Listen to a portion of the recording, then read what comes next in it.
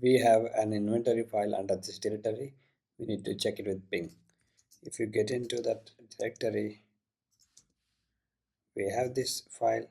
Now run the command ansible all -m ping -m -i the inventory file name.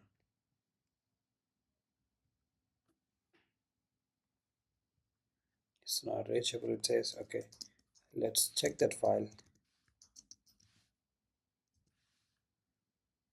Okay, it has a Ansible host and password, but it doesn't have a Ansible username. So that's Ansible underscore user Tony Apps01 Ansible underscore user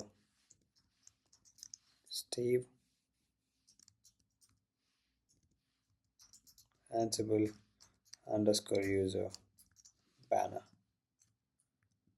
Now let's rerun.